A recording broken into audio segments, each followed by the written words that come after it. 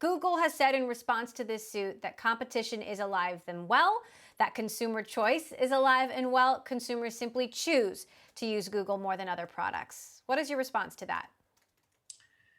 If that were true, then Google should really make it one click able to switch search engines, and which they're not. They're paying, other companies billions of dollars, and on Android, they're making it. We actually counted last week 15 steps to change the search defaults to DuckDuckGo, and even then, some are impossible to change. So the reality is competition's not one click away; it's more like 15 clicks away. So how has Google hurt your business from your point of view? Google's anti-competitive practices, they do hurt companies like us by basically preventing us from gaining market share. But really the negative impact to consumers is through the negative impact from their behavioral advertising and endless data collection and the impact that has on society and democracy. So there's creepy ads that follow you around. Most of those are from Google, but that same behavioral targeting used for that advertising is also used for much worse things like discrimination and polarization and the filter bubble on Google search results. And the issue is that people were never really given the option to use Google or not. It's just there by default, and certainly on Chrome and Android, there are other monopolies. It's really forced to be there and almost impossible to root Google out. So what we're hoping for is just consumers really get the option to opt out of all that data collection. And then we obviously offer a private alternative.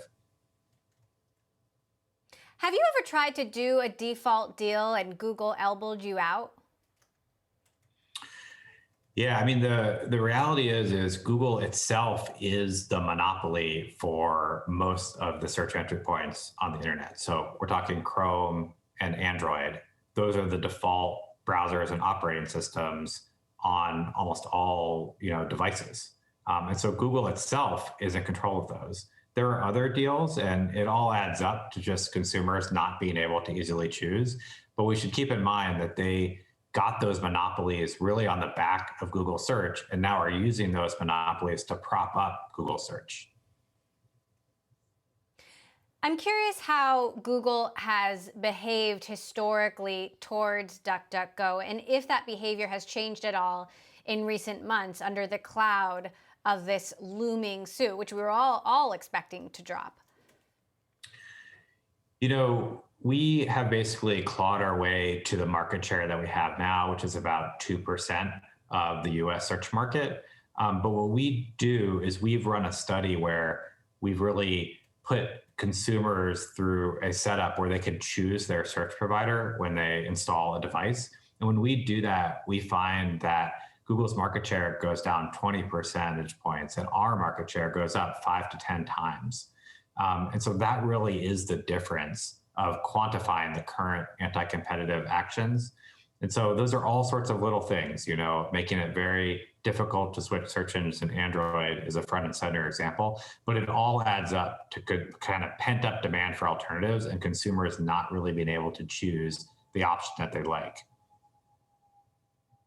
Now, Google has, of course, responded to this suit, said it's deeply flawed. They're very confident in their case if this goes all the way to court. But I'm curious, you are seeing more than just about anyone behind the scenes. What are the kind of tactics that you're witnessing that you believe are particularly problematic? Yeah, well, it's interesting. So they've been putting out statements like, competition is really easy to get to and one click away. And what we showed last week, we put out a post that no, actually, it's 15 steps to make DuckDuckGo the default in Android. And what Google responded to that, they basically didn't deny it at all. They've just been kind of talking past and sticking to their talking points, even if they're false. So what we'd really like to see and would hope out of this is actually that real one click away competition, what we call a search preference menu, where when you install Chrome or set up a new Android device, you're really giving the option. Google's not there by default. You're able to choose what you would like.